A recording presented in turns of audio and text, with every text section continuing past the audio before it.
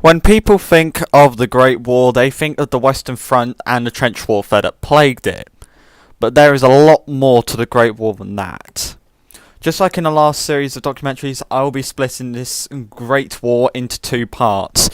The first part, which was last week's, is the period before the war and the first half of the war. This documentary, the second one, will be the second half of the war and the consequences that followed it. Now, without any further diversion, let us begin. 1916. A new year, but still an old war. The war on all fronts had become a boring life to live, with British soldiers being stuck in what everyone else classes today as temporary trenches, while the Germans were still living the good life in trenches that were made to last. Something had to happen to break the deadlock of the war, and the Germans would have the solution, in a way. General Chief of Staff von Falkenhayn proposed an attack at the city of Verdun in northern France. The operation was to, and I quote, bleed France white. In February 1916, the Battle of Verdun would begin, with the city itself being shelled by multiple artillery pieces for multiple days. Neither side of this battle would know that this would be the bloodiest battle on the Western Front and the longest battle of the war, but one that led to two other offensives. Once the attack had begun and was underway, the French pleaded to the Russians and the British to start their own offensives to draw Germany's attention away from Verdun and to keep France in the game. And the Russians would respond first. General Alexei Brusilov of the Russian army planned an offensive across 400 kilometers of the Eastern Front. This way, he could prevent any part of the Austro-Hungarian line being reinforced and counterattacking. This offensive was planned to destroy the Austro-Hungarian Empire and bring the war to an end. But in the 3 months that it lasted, they came close, but no cigar. Sir Douglas Haig of the British Expeditionary Force would also concoct an offensive along the River Somme in northern France. This battle would see one of the bloodiest days in British military history. For the week leading up to the attack, artillery hit the German lines with everything they had for 7 days and 7 nights. Prolonged artillery bombardment. This is something that Alexei Brusilov didn't do. He concentrated his artillery on a small front for just 2 hours. Now, when the artillery stopped and the battle was about to begin, the officers told their troops that they would not need to take their rifles or any equipment, as there would be no enemy, since they believed they had been shelled into submission. 10 minutes before the attack, 19 mines were detonated across the front line of the Somme, hopefully to destroy any remaining defensives. These mines were tunnels dug under no man's land and packed with tons and tons of explosives. Some say that the explosions and sounds caused by these could be heard all the way back in London. But now it was 7:30 a.m. on the 1st of July 1916. 0 hour had come. The whistle blew and the first wave of troops went over the top. Walking across no man's land, no rifle to hand.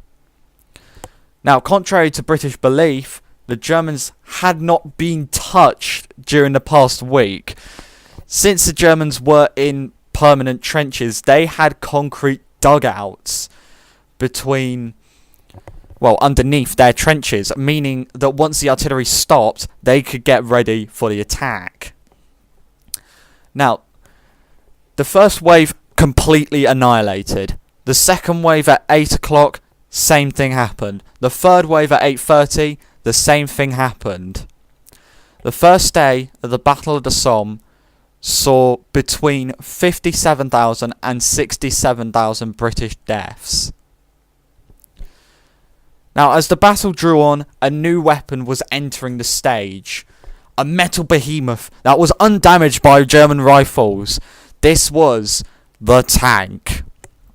Now, the design of the tank began in 1915 when a group of designers and engineers came together and formed the Landship Committee. And they were tasked to make something to break the deadlock. In the first 6 weeks that they were formed, they came up with the first ever functional tank design, which was Little Willie. Now, this wasn't the first ever tank to be made. Leonardo da Vinci already broke that. But the first modern tank that would see action had been worked. Well, when I say see action, it would actually run. But the design slowly changed from the box-style shape to the rhomboid design that we all know and associate tanks of World War I today. Now, when the tank was first deployed at the Somme, there were 3 tanks. Unfortunately, one broke down behind the line, one broke down at the line, but the last one soldiered on towards the German trenches. Now, in the whole offensive, they captured 14 miles of territory and had helped the French at Verdun. Now, the Battle of Verdun came to a slow close in December of 1916 with a decisive French victory. But over in Russia, something else was being made in December of 1916. Felix Yusupov and Vladimir Pulichevich, is that how you say that? Anyway, planned to assassinate one of the Tsar's advisors. This advisor would be known as Grigory Rasputin in December of 1916. As they, like many in the Russian public, believed that Rasputin was controlling the royal family and actually instated himself as usurper of the Russian throne illegally. Now, everyone thought that Rasputin was controlling the Tsar because Tsar Nicholas II was making terrible decisions. So these two men lured Rasputin under the Winter Palace, obviously disguising themselves as their wives, because Rasputin was kind of a bit of a ladies' man, on the 30th of December 1916. And then they subsequently killed him. Now, he was shot in the room that they were luring him to, but he managed to make it out to the courtyard, where they then proceeded to shoot him more. Now, these shots weren't the quietest things, so people knew. And then they tried disposing of the body into the river. However, the cause of Rasputin's death is still disputed. Some say that he died by the gunshots that the two men fired in the courtyard. Some say that Rasputin died in the icy water in the river in St. Petersburg. Nevertheless, Rasputin's body was found, and the two were tried and executed. Now, once this had happened, people then started to realise that it wasn't Rasputin that was controlling the Tsar. The Tsar was just the problem. But now was the time. Since the 1905 revolution, it had been stirring up to this point. Now it was time to bring down the Romanov dynasty and to end the Tsardom of Russia for good. This started with the February Revolution, which started in St. Petersburg with people doing strikes from the factories. And then it spread all across Russia and the Russian Empire. Now, the Tsar ordered that these strikes be put down with military force. However, these military personnel, when they actually got to the strikers, they either just walked away or joined the strikers in their protest. And this forced Tsar Nicholas II to abdicate. This was the end of the Tsardom, and the provisional government known as the Duma was established. Now there was another problem in Russia, as the Duma stayed in World War I when everyone else wanted out of World War I. Now, the Germans saw this opportunity to bring back the exiled Vladimir Lenin to start a full revolution. And what they did was they carted him from Switzerland up into Finland, and then he went down into St. Petersburg. Now, when Vladimir returned, he took no time wasting to prepare his Bolshevik party and to prepare a coup on the government. This would become known as the October Revolution, where Trotsky and some Bolshevik forces stormed the Winter Palace overnight. This would see the Bolsheviks take power in Russia, but would also start the 5-year-long Russian Civil War. Now, the Russians would pull out of World War I in 1918 due to the Civil War at the Treaty of Brest-Litovsk. Now, back to the Western Front. The British and the French were planning another offensive in Belgium, firstly named the Third Battle of Ypres, but then became known as the Battle of Passchendaele. Now, this campaign was a victory for the British, but Prime Minister David Lloyd George said, and I quote, "Passchendaele was indeed one of the greatest disasters of the war. No soldier of any intelligence now defends this senseless campaign." Meaning that although it was a British victory, there was too much British sacrifice to achieve this goal. But now, with gains being made, very small ones at that, the Germans were about to make one of the biggest mistakes of their careers. Now, Kaiser Wilhelm II knew that the USA was a big threat. Now, Woodrow Wilson stayed out of World War I because he wanted to try and get everyone to hug it out.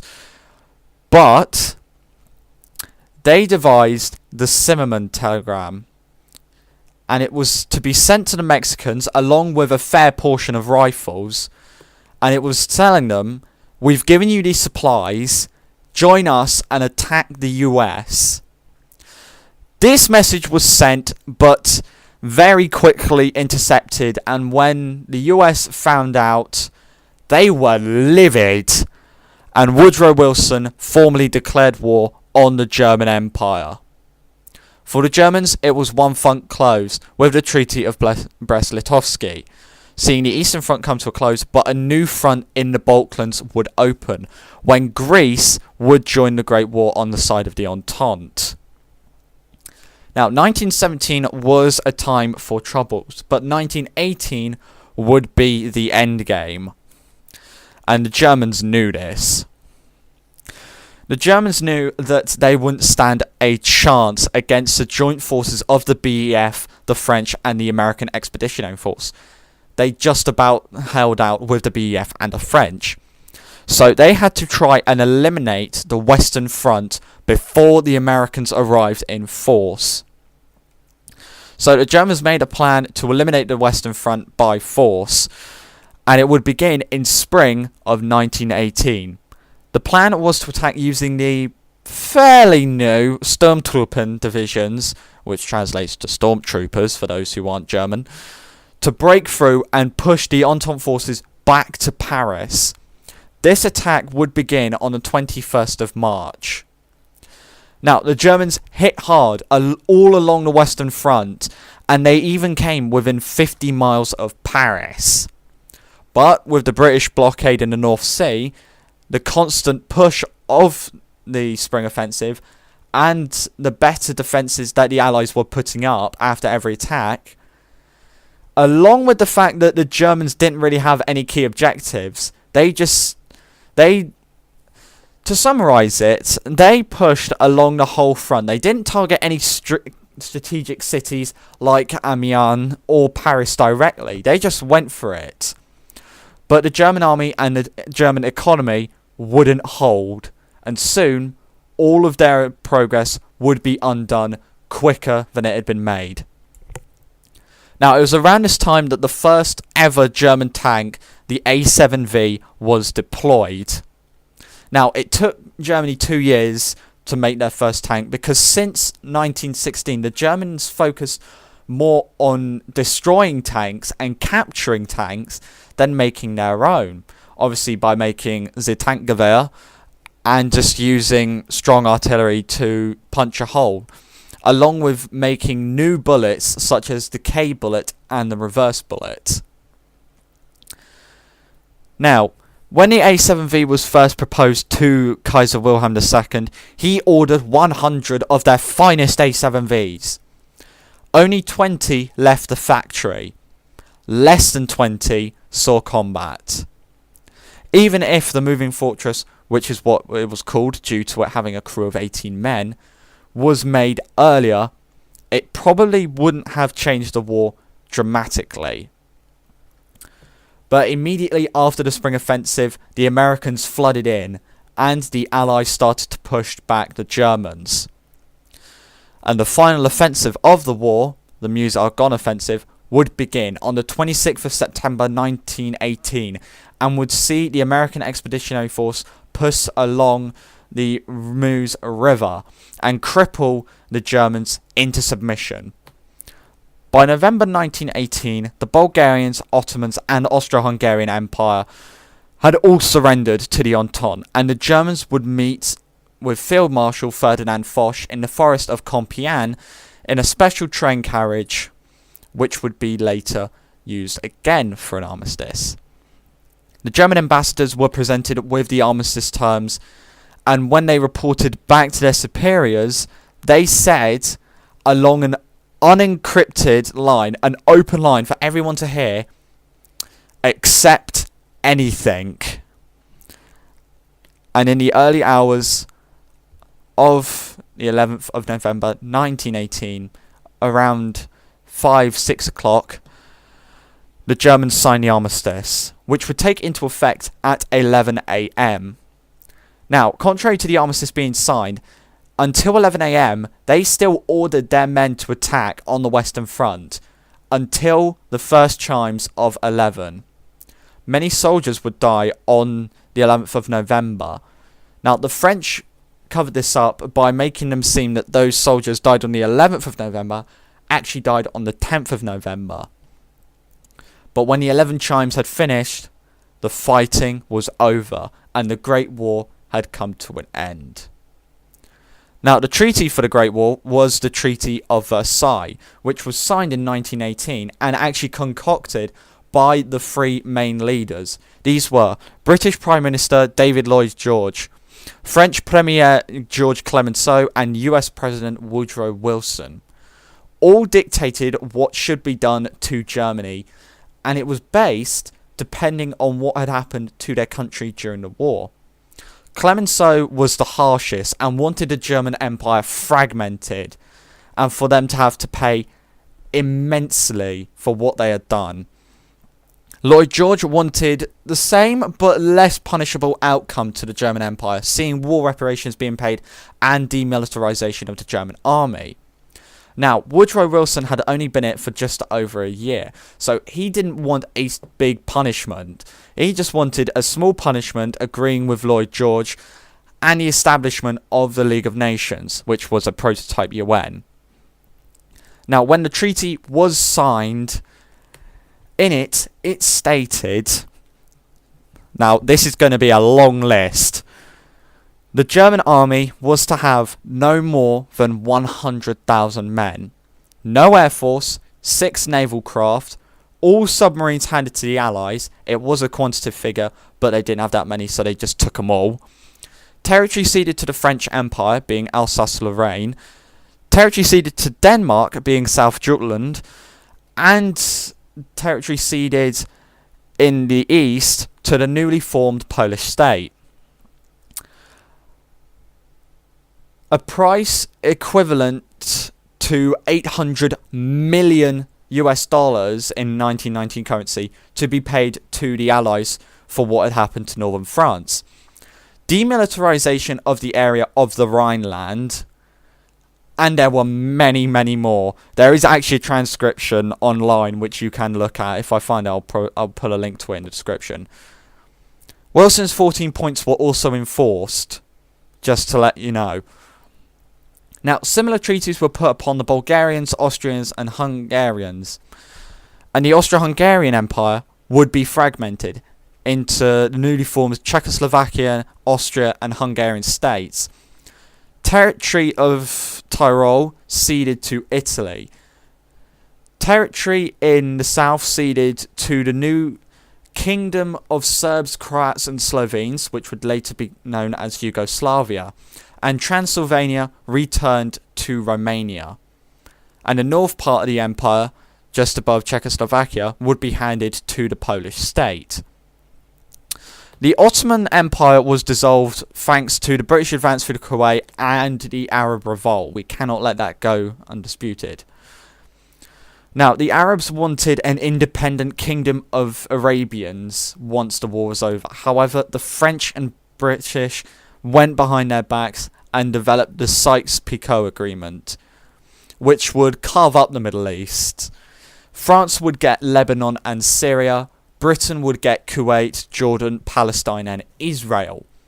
Iraq would be set up as their own independent country. The new Turkish Republic would go through the Turkish War of Independence and see the Turkey that had its borders formed and still remain to this day. The Great War scarred the land that it had been fought on. New countries were born from it and empires were dissolved over it.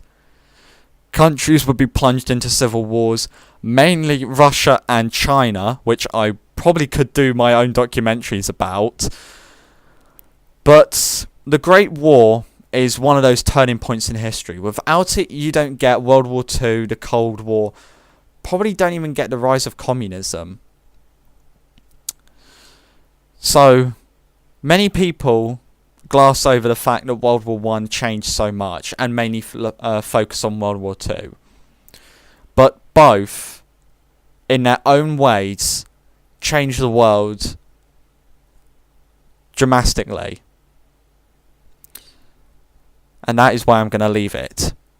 Thank you very much for watching this documentary. If you haven't seen the first one, then go check that out. It will describe the situation before the Great War, and it will describe the early stages of World War I. If you like these documentaries, I will be doing more. I'm sort of turning into that sort of channel.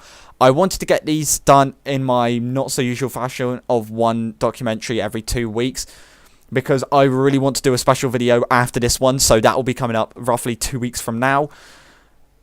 Remember to support the channel by subscribing, giving it a like, and sharing it to your history teacher, because I'm assuming that if you're watching this, then you're probably studying for a history exam, either at college, high school, secondary school in Britain. But thank you very much for watching. This has been your Historian Beast, signing off.